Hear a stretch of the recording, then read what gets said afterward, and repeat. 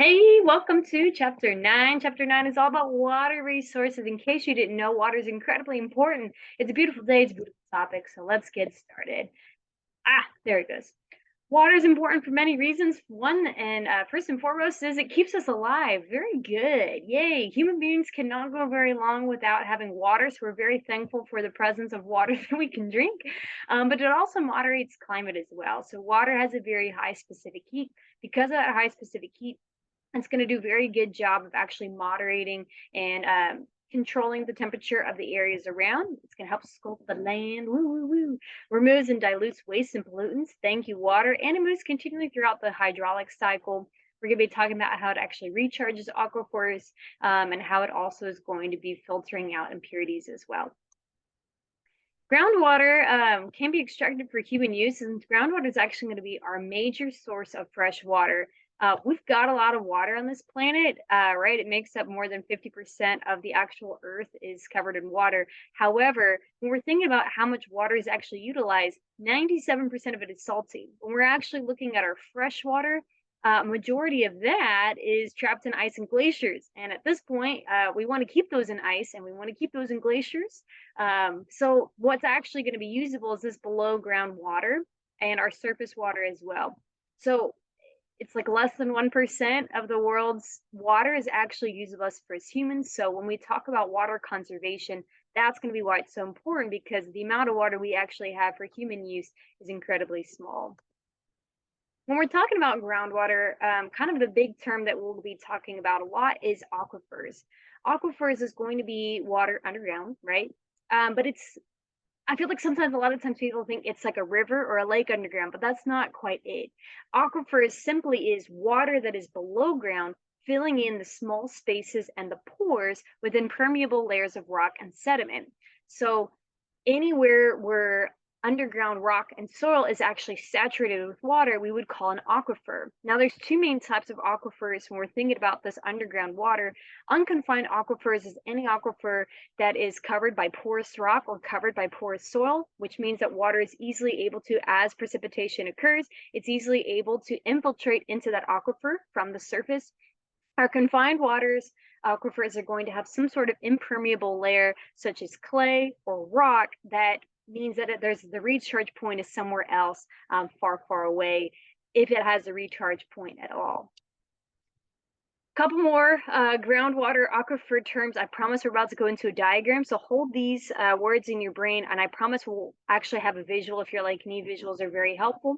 When we're looking at the water that is below ground in that aquifer, where the water is actually saturated, when the rock is full of water, that uppermost level, when we have the fully saturated portion, is going to be called our water table. I always think tabletop. Water table is the top of where our water is fully saturated. Our recharge areas are going to be any parts where the water is actually flowing into the aquifer. So oftentimes when we have precipitation, if we have porous soil or porous rock, and that water is going to be flowing through, it's going to be recharging or refilling that aquifer. Springs are going to be any part when water naturally percolates or rises up to the surface. This is oftentimes when the actual surface of the land itself dips down below the water table, and so that water is going to be flowing through. And again, we're going to look at that in just a second. Finally, we have an artesian well. These are primarily going to be human created, but this is going to be when water that is in a confined aquifer below an impenetrable rock or soil layer, if we have some sort of well that is accessing that, and through pressure, it's going to be creating that rising up of that water from below that impermeable, there it is, impermeable rock or soil. So let's take a look at what all those are. So we have those four terms. This is our water table. So again, this is all the aquifer. The water table, the aquifer itself, is going to be where it's fully saturated. The water table is going to be top of that saturation point. We have our unconfined aquifer because it is covered by porous rock, so that way when precipitation occurs, that water is easily able to infiltrate and recharge this aquifer. Then we have our confined aquifer over here. It is confined because it has an impermeable layer above it. This one does have a recharge area at a high elevation point, so any water that infiltrates here will actually refill this confined aquifer, but not all confined aquifers actually have a recharge area. Some of them are completely impermeable. Then we have our spring right here. Our spring is going to be anywhere when water naturally percolates up. This is going to occur when the actual land itself dips down below the top of the water table. So water is going to naturally flow out of the ground essentially and percolate into this natural spring. And then finally, we have our artisan well that is actually going into our confined aquifer, and through pressure is going to be allowing that water to rise up and flow upwards. That was a lot of terms. I wanted to kind of put a little spotlight on a really cool, neat feature in the good old United States of America, which is the Ogallala aquifer. Not only is it like the most fun word to say in the entire universe, Ogallala, but this is the largest aquifer in the United States. It is going to be in our kind of our Great Plains area. And a lot of these countries are going to, not countries, a lot of these states are going to be primarily ones where we think about a lot of agriculture happening, right? Whenever you think about Nebraska, a lot of times you just think about corn because there's a lot of cornfields in Nebraska. There's more than that. Lincoln, Nebraska is a beautiful city. However, a lot of these areas are going to be primarily agricultural areas because they have this aquifer. However, something that we do worry about when we're thinking about our water level changes, because we have so much agriculture happening here, we do run the risk of overpumping and drying out our aquifers. So when we're thinking about how the aquifers have actually changed over time, we do see that in a lot of areas because of irrigation and because of agriculture, a lot of these areas have actually decreased over time. Couple of other things that could occur if we are overpumping from our aquifers. One of those is called a cone of depression. So normally, if you have a series of wells that are spread out, we hope that everyone is pulling out and extracting water at a rate that never exceeds our recharge rate. So we want to make sure that we're pulling up water, but then we have time for precipitation to come in. The precipitation can then actually recharge those aquifers so we don't ever overdeplete the aquifer. However, if we have an instance when we're actually over pumping the area and we're pumping and pumping and pumping, that will cause the water table, where again, that's that top layer of where the aquifer is actually saturated. It's going to cause the water table to actually decrease. And we could result in what is known as a dry well, which is a well that is no longer able to access the water in the aquifer because the water table is now actually lower than where the well actually reaches. A second thing that occurs that could occur in our coastal areas is known as saltwater intrusion. We don't want to have too many wells along our coastlines because of this. So normally when we're looking at our coastal land, where we have it over the surface, that water filters down from precipitation, we have fresh water submerged here in the aquifer. However, we would also have salt water submerged in the land that is under the actual ocean itself. So we have the salt water and we have a freshwater, and there's a natural barrier that occurs between them. However, if we're pumping, and we decrease that water table, what's going to happen is pressure is actually going to be alleviating this area. If I'm having a pumping, and this pressure is going to naturally alleviate with what's known as saltwater intrusion, which is when the saltwater land or the saltwater that's submerged in this, I mean, this is rock, right, is going to actually increase in elevation and intrude. And we don't want that salt water to actually infiltrate our aquifer, but this is a risk that could run if we have our wells that are along our coastal areas. We've got a joke today. What is Whitney Houston's favorite kind of coordination? I'm going to sing this best I can. Let's keep going and actually learn science.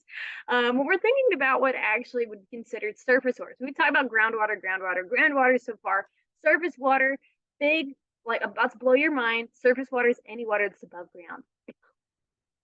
So we've talked about springs, which is whenever that surface water, where the water table is actually infiltrating and percolating onto land. Streams and rivers is going to be another one. Ponds and lakes, hold on to this one. There is 3 types of lakes that we can categorize based on how productive it is when we're thinking about photosynthesis. We'll get to that into the next chapter, so hold on to that.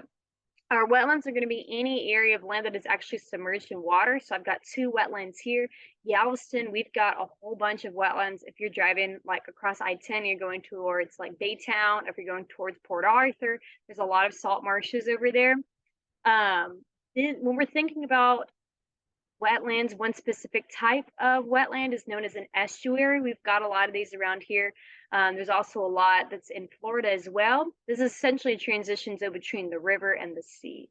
We've got a lot of rivers, but where those actually meet, we're going to have something like this, which is going to be our estuaries, such as salt marshes and our mangrove swamps. Swampy swamps. I don't know. Oh, and it's not working. Okay, 2 things that we do worry about sometimes when we're thinking about all right, pull myself together. Well, if we have too little water in an area, we do run the risk of drought. Not only is this going to cause a salinization of our soil, which means that we have a high presence of salt in our soils. Salt is actually toxic to plant life, but we could have a greater or increased amount of soil erosion if that soil is loose. It's not packed down with moisture. That means wind goes by. That's what happened with the Dust Bowl. The Dust Bowl is a huge example of that. And it could also be expanding our deserts. On the other hand, we also don't want too much water. If we have too much water, this can result in flooding. The bad thing about flooding, which is caused in part by increasing in the amount of impermeable surfaces, so the amount of times that we're developing and we're increasing infrastructure, that means we have impermeable barriers that's not allowing that infiltration that naturally occurs with the precipitation going into our groundwaters. But when we have an increased amount of flooding, that could in part create pollution of water supply. So as there's road sediments, there's a lot of oils and chemicals from gasoline, all these different things. Once water actually flows onto our road surfaces and then goes back down into our aquatic ecosystems, we're now taking and carrying along all those pollutants from our roads and from our land into the waters, which causes a lot more toxic environments for our aquatic ecosystems. We can protect ourselves to try to prevent all this flooding from occurring. There's 2 main ways that we can protect from flooding. One of those is called a levee, and the other one is called a dike. Levees and dikes are pretty much, well, they're very, very similar. I wouldn't say they're like identical, but they're very similar. They are both some sort of enlarged banks that are preventing water from flowing into and flooding a land area. However, a levee is preventing water from flowing over from a river, and a dike is one that's preventing the flow of water from an ocean. This is a picture here of St. Louis, Missouri, where there was actually a collapsed levee. So we had this buildup here that was protecting the land from the river. However, when it was collapsed due to erosion, we now have this water flooding into the land area there. So this is a picture of an ideal levee. So I've got my river running through here, and I have, this is, I guess, like a cross section, a side view. But what I have here is my material that's being built up to prevent that water flowing into or flowing over onto my land. New Orleans is a huge example of an area that is protected by levees. However, they run the risk of actually being flooded if the water did exceed our levees over there. So New Orleans is, I'm Cajun, but I'm not going to try to pronounce that lake name, but by a lake and the Mississippi River. It's a kind of a little cross section here. And so we do worry as we're seeing increasing waterways and we're seeing erosion of our levees, we do worry about New Orleans a lot because they do run the risk of flooding if the water exceeds these levees over here. All right, I think we've got a joke coming on very soon, but before we get into that joke, I did want to talk a little bit about dams. We're going to have an entire day, and just you wait for the puns about dams. But dam is going to be a barrier that runs across a river or stream, controls the flow of water. We'll be talking a lot about dams as well when we get into hydraulic dams, when we're thinking about how they can actually create energy as water is flowing across. What's really neat about them too is that they have what's known as a reservoir. The reservoir is going to be behind or upstream of the dam itself.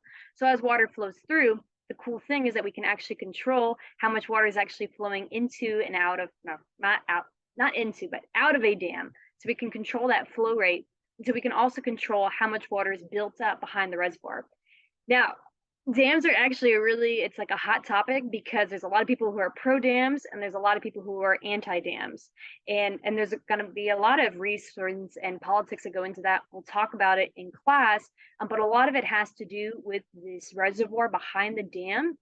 And it does run the risk of flooding. If we have a huge influx of water, if we're not able to release the water fast enough, we could have a lot of flooding upstream of that dam. But we'll talk all about that in class.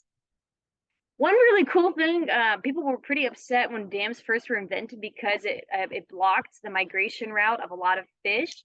However, there's a really cool thing called fish ladders, which actually they're essentially like aquatic stairs for fish, and it's really cool because the fish go like and they go up the little fish ladder, and so this helps them actually migrate.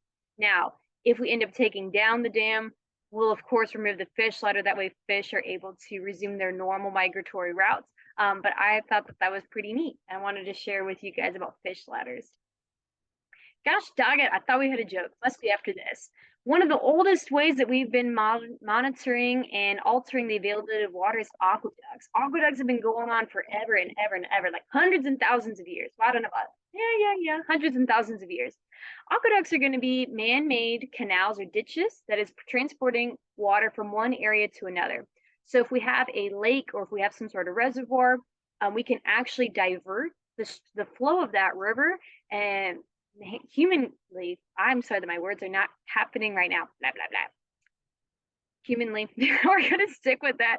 But we can actually mechanically, man-made wise, direct that water into a new area that would otherwise not have water. This is all great. However, there have been some instances where it did not go so great.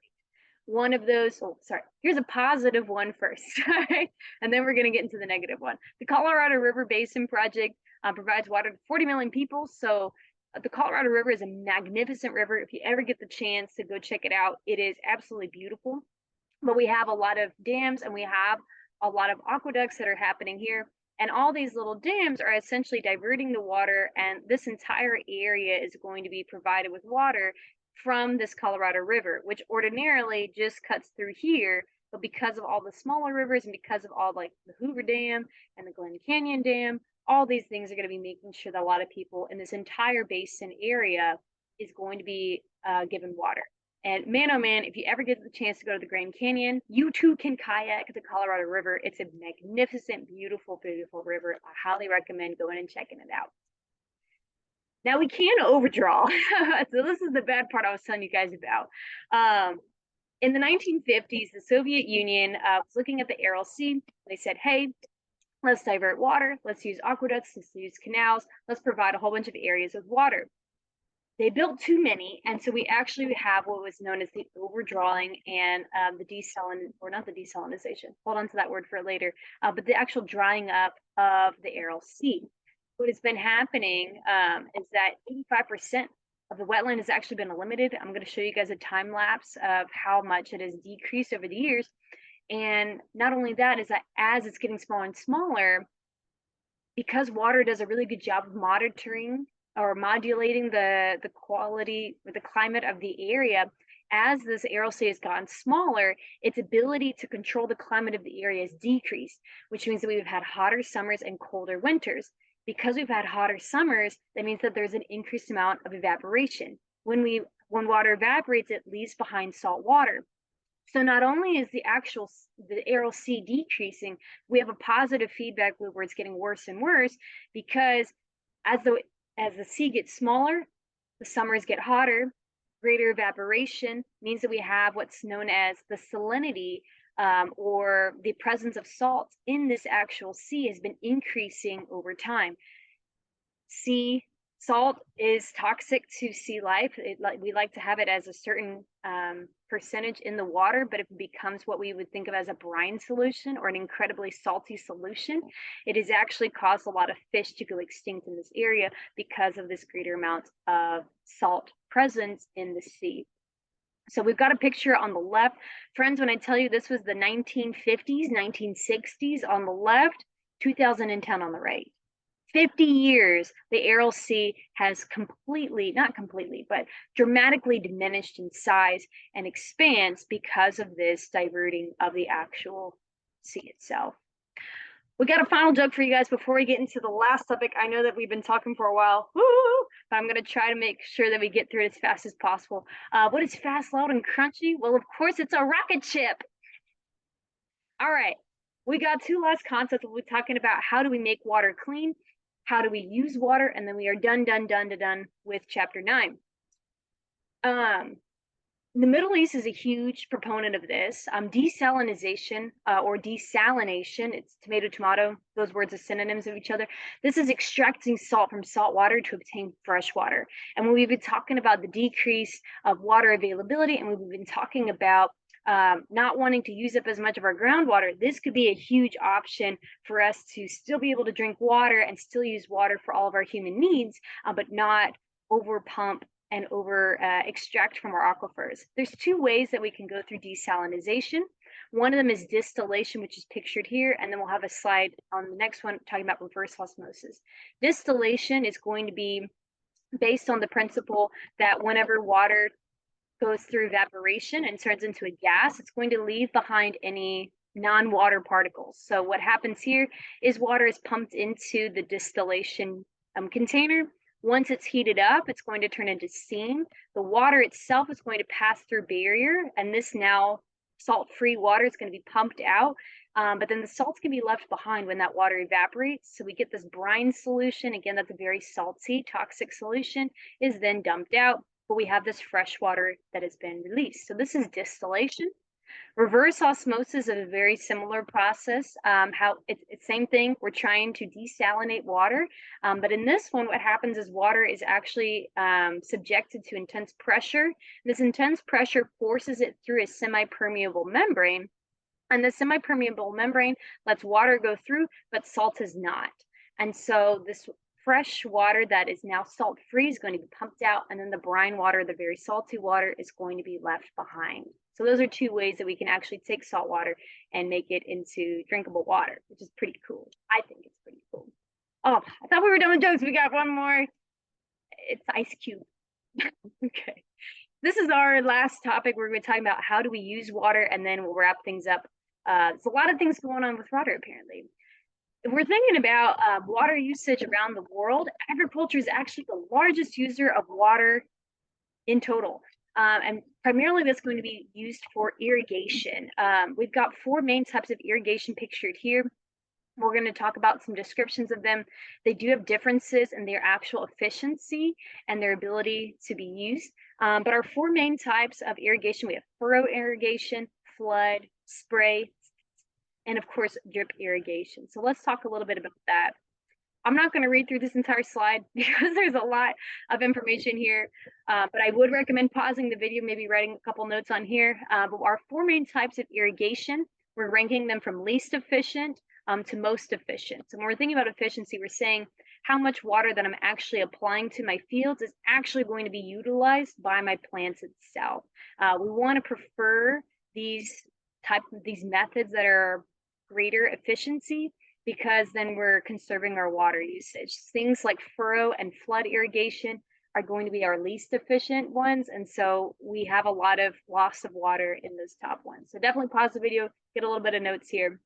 But I want to talk to you guys about a fifth, one of our newer forms of irrigation that is actually being preferred by a lot of small-scale farmers.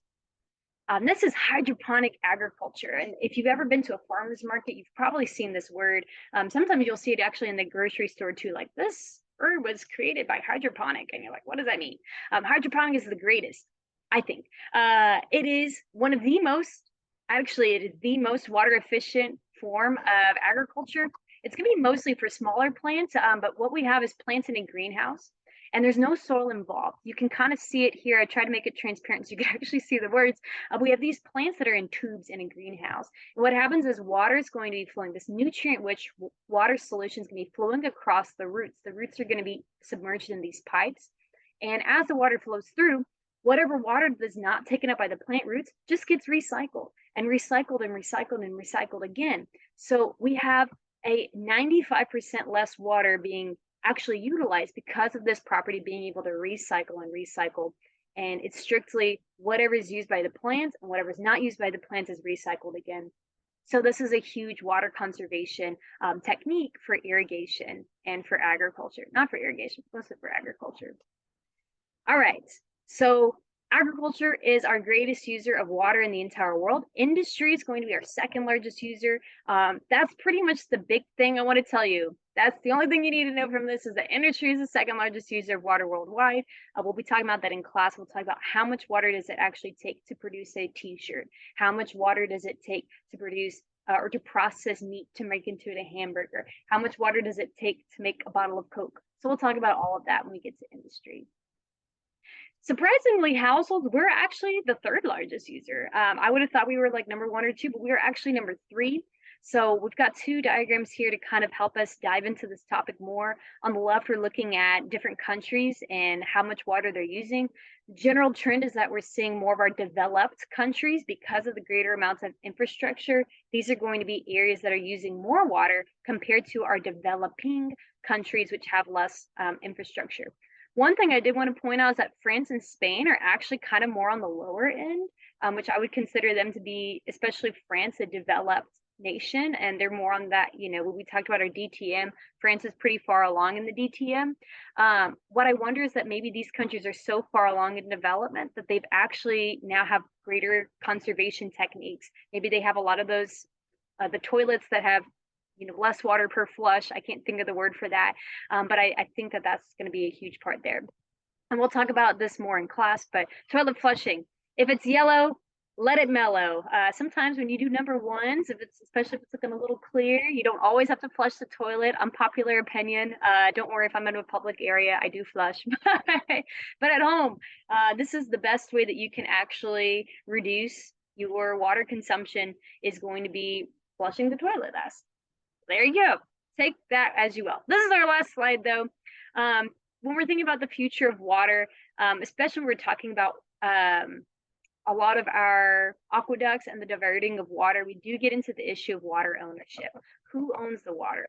Well, no one really owns water because it's water. It's natural. However, there is some talkings when it comes towards who owns the right to use the water. So let's say if we have water that originates in India, but then we have a series of canals and aqueducts that is diverting it to a nearby country. Who owns the water? Is it okay that we're diverting the water? Does India have a greater right to the water because it originated there, or do other areas around? A lot of people are saying one way that we can try to fix this or try to come to terms with this water ownership issue is to make it an open market. And kind of thinking about economics, if we have it an open market, that eventually supply and demand is going to help us find an equilibrium price for the value of that water. So that's one way that we can kind of come to terms with this water ownership. Finally, water conservation. Hopefully from this kind of lesson today, we've talked about why is water so important to conserve, how limited it is. So ways that we can, as human beings, try to conserve our water usage is use more water efficient water fixtures. You've probably seen the shower heads that say they're like, ooh, we reduce water usage. Like, get those, get the water efficient faucets, get water efficient washing machines, toilets that save water every flush. You can also do drought resistant agriculture. So in areas such as New Mexico and California, I know a lot of people do this where they'll actually have different types of landscaping that is going to be limiting their water usage. That's all I got. Our riddle for today is, what is the next 3 letters in this combination? OTTFFSS. What could it be? I do hope that you guys have an amazing day. It is great to be back, and I hope to see you guys in class very soon. And it's not letting me stop the video. Okay, bye.